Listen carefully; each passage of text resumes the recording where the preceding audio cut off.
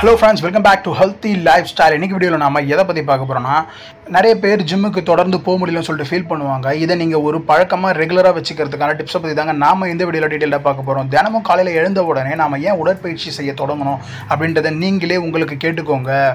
எல்லாரும் ஜிம்முக்கு வந்து உடற்பயிற்சி செய்யும்போது ஒரு குறிக்கோளோட தான் வருவாங்க. அந்த குறிக்கோள் அடைய முடியாதவங்க ஜிம்முக்கு ஒழுங்கா வராம அப்படியே பாதியிலே விட்டுருவாங்க.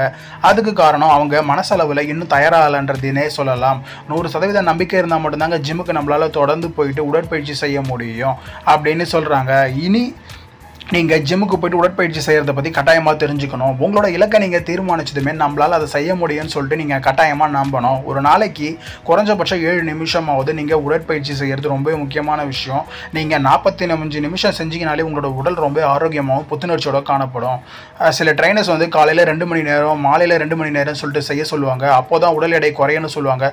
அப்படி செஞ்சா நடக்கலாம். பட் ஆனால் நீங்க வந்து 4 மணி நேரம் செய்யணுன்றதை நினைச்சுக்கிட்டு நீங்க ஐயோ ஒரு நாளைக்கு 4 மணி நேரமா அப்படின்னு நினைச்சிட்டு அதனாலே சில பேர் வந்து ஜிம்முக்கு போகாம இருப்பாங்க. அதை அப்படியே அவாய்ட் பண்ணிடுவாங்க. அவ்வளோ நேரத்தை செலவிட முடியலன்னா குறைஞ்சபட்சம் நீங்க ஒரு நாளைக்கு காலையில 45 நிமிஷம்ல இருந்து 1 மணி நேரம், அதிகபட்சமா 1 மணி நேரம், குறைஞ்சபட்சம் ஒரு 45 நிமிஷமாவது ஸ்பெண்ட் பண்ணுங்க. உணவுல நீங்க கட்டுப்பாட்டோட இருந்தால் மட்டும்தான் உங்களோட உடம்பை நீங்க கட்டுப்பாட்டில் கொண்டு வர முடியும். ஒரு இயந்திரத்தையே எடுத்துக்கோங்களேன். உதாரணத்துக்கு இயந்திரம் உபயோகிக்கிட்டே இருக்கு அப்படின்னா இல்லைன்னா கெட்டுடும். அதை நம்ம மறுபடியும் சர்வீஸ் சென்டரில் கொடுத்து சரி பண்ணால் மட்டும்தான் அது ரன் ஆகும். அது மாதிரி தான் உடம்புக்கு நாம ரெகுலராக ஒர்க் அவுட் கொடுத்துட்டே இருக்கணும். அப்போதான் நம்ம உடம்பு நல்லா ஆரோக்கியமாக ஃபிட்டாக இருக்கும்ன்றது நீங்கள் கட்டாயமாக தெரிஞ்சுக்கணும். அதே மாதிரி ஜிம்மில் நிறைய பேர் வந்து பர்சனல் ட்ரெயினர் ஏன் அவசியமா அப்படின்னு சொல்லிட்டு கேட்குறாங்க இல்லையா, அதுக்கான பதிலே நீங்கள் தெரிஞ்சுக்கோங்க. ஜிம்முக்கு தொடர்ந்து செல்றதை நீங்கள் பழக்கப்படுத்திக்கிட்டீங்கன்னும் போது அதுக்கு நீங்கள் முதலாவதாக நேரத்தை ஒதுக்கணும். ஜிம்முக்கு போகும்போது தனியாக நேரத்தை ஒதுக்கிட்டு போங்க. அந்த நேரத்தில் மட்டும் நம்ம ஜிம் ஒர்க் அவுட்டை தான் செய்யணும். அதை தவிர வேறு எதையுமே செய்யக்கூடாதுன்றது உங்களோட மைண்டில் கொண்டு வந்துருங்க. மற்ற ஒர்க்கு இருந்தாலுமே நீங்கள் இந்த 1 மணி நேரம் ஜிம்முக்காக ஒதுக்கிட்டீங்கன்றத கட்டாயமாக மனசில் வச்சுக்கோங்க. நீங்கள் கட்டாயமாக ரெகுலராக காலையில் டைமில் ஜிம்முக்கு போகிறவராக இருந்தீங்கன்னா 5 to 6 இல்லை 6 to 7 அப்படின்னு ஒரு டைமை ஃபிக்ஸ் பண்ணிட்டு அலாரம் வச்சு எழுந்து ஜிம்முக்கு போகிறத பழக்கமாக வச்சுக்கோங்க. உங்களுக்குன்னு ஒரு இலக்கை நீங்கள் கட்டாயமாக வச்சுக்கணும். அதாவது ஒரு கோலை செட் பண்ணிக்கோங்க. நாம் ஒரு வருஷம் ஜிம்முக்கு போய் நம்ம உடம்பை ஃபிட்டாக மாற்றணும், இல்லை வந்து ஒரு 3 வருஷத்தில் நாம் வந்து ஒரு பாடி பில்டர் ஆகணும், ஒரு ஸ்டேஜ் ஏறணும் அப்படின்றது நீங்கள் கட்டாயமாக மைண்டில் வச்சுக்கோங்க. உங்களோட ட்ரெயினர்கிட்ட நீங்கள் ஃபிட்னஸ் தொடர்பான தகவல்களை கேட்டு தெரிஞ்சுக்கலாம். ஒரு விஷயத்தை பற்றி நம்ம கேட்கும்போது தாங்க அதுலேருந்து நிறைய சந்தேகம் வரும். அந்த சந்தேகத்தை நம்ம தீர்த்துக்கிறதுக்காகவே நிறைய கேள்விகளை நாம் கேட்டுக்கிட்டே இருப்போம். முதல் முறையாக ஜிம்முக்கு வரவங்க ஒரு மாதத்துக்கு லைட் வெயிட் ஒர்க் அவுட் செய்கிறதே போதுமானதுன்னு சொல்லலாம். அதே நேரத்தில் நிறைய பேர் வந்து எடுத்த உடனே நிறைய ஒர்க் அவுட்டை செய்யணும், அதுக்கப்புறம் வந்து ஹெவி ஒர்க் அவுட் செஞ்சுட்டு போய் படுத்துட்டு ஐயோ இந்த வலி இருக்குது, இந்த மாதிரி கை வலிக்குது, கால் வலிக்குதுன்னு சொல்லிட்டு இது பண்ணிவிட்டு ரெஸ்ட் எடுக்காமல் அப்படியே விட்டுருவாங்க. இது அவங்களுக்கு ஒரு பெரிய வலியாக இருந்து அதனாலேயே வந்து அவங்க ஜிம்முக்கு வர முடியாமல் கூட போய்விடும்.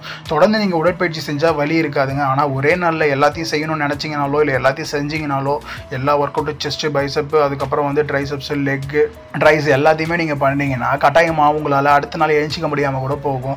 நீங்கள் உங்களோட வேலைக்கும் லீவ் போடணும், உங்களோட உடம்புக்கும் ரெஸ்ட் கொடுக்கணும், நீங்கள் உங்களோட உடற்பயிற்சியில் முன்னேறி போகணும். நம்மளோட தசைகள் உடற்பயிற்சிக்கு பழக்கமானதும் கடினமான உடற்பயிற்சிகளை நாம் கொஞ்சம் கொஞ்சமாக செய்ய தொடங்கி கற்றுக்கணும். உடற்பயிற்சிகளை எப்படி அதிக ஃபன் கலந்து செய்யலான்றதை நீங்கள் உங்களோட ட்ரைனர்கிட்ட கேட்டு தெரிஞ்சுக்கோங்க. நாம் எந்த ஒரு உடற்பயிற்சியுமே ரொம்ப ஒரு ஃபன்னாகவும் ரொம்ப ஒரு இதுவாகவும் எடுத்துக்கணும். அதுவே சில பேர் வந்து ரொம்ப கஷ்டப்பட்டு செய்வாங்க. இந்த மாதிரி செய்கிறதால நமக்கு வந்து அது மேலே இருக்கிற ஒரு இன்ட்ரெஸ்ட் போயிட்டு அதனால் கஷ்டப்பட்டு செய்கிறதால நமக்கு அதுக்கான வந்து ஒரு உடற்பயிற்சிக்கான ஒரு பலனே கிடைக்காம போக வாய்ப்பு இருக்குங்க. நான் இந்த வாரம் 4 நாள் ஜிம்முக்கு போகலான்னு முடிவு பண்ணியிருக்கேன் அப்படின்னா கட்டாயமாக அந்த 4 நாட்களாச்சும் நீங்கள் ஜிம்முக்கு போகணும். அதை தவற விடக்கூடாது. உங்களால் ஜிம்முக்கு ஏதாவது காரணத்தால் போக முடியல அப்படின்னா வீட்லேயே அந்த அளவுக்கு ஈக்குவலாக இருக்கக்கூடிய ஒர்க் அவுட்ஸை நீங்கள் கட்டாயமாக பண்ணணும். ஜிம்முக்கு போகிறமேன்னு சொல்லிட்டு அப்படியே விட்டுறக்கூடாது. நீங்கள் முடிஞ்ச வரைக்கும் ஸ்டூடெண்ட்ஸாக இருந்தீங்கனாலோ இல்லை வந்து ஜாபுக்கு போகிறவங்களா இருந்தீங்கன்னா கொஞ்சம் கொஞ்சமாக காசை ரெடி பண்ணி ஒரு ஜிம் கிட்ட வாங்கி வச்சுக்கோங்க. ஜிம்முக்கு போகிற எதுக்கு இது தேவையில்லாமல் அப்படின்னு நினைக்காதீங்க.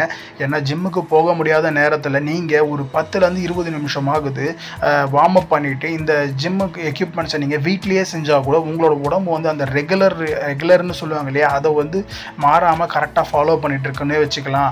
அதே நேரம் நீங்கள் ஒரே ஒரு நாள் ஜிம்முக்கு ஓய்வு கொடுத்துட்டீங்கன்னா வாரத்தில் ஒரு நாள் ஓய்வு எடுக்கலாம். பட் ஆனால் நீங்கள் வந்து ஒரு நாள்ன்றது 2 நாளாக மாறும், கடைசியில் 3 நாளாக மாறும். அப்புறம் வாரத்துக்கு ஒரு நாள் விட்டு ஒரு நாள் போகலான்ற மாதிரியான மைண்ட் செட் வந்துடும். ஸோ இந்த வீடியோவில் நாம் பார்த்த இந்த இன்ஃபர்மேஷன் உங்களுக்கு கட்டாயமாக பிடிச்சிருக்குன்னு தான் நம்புகிறேன். இதே மாதிரி ஒரு சுவாரஸ்யமான வீடியோவோட நான் உங்களை வந்து சந்திக்கிறேன். நன்றி, வணக்கம். மீண்டும் அடுத்த வீடியோவில் சந்திப்போம்.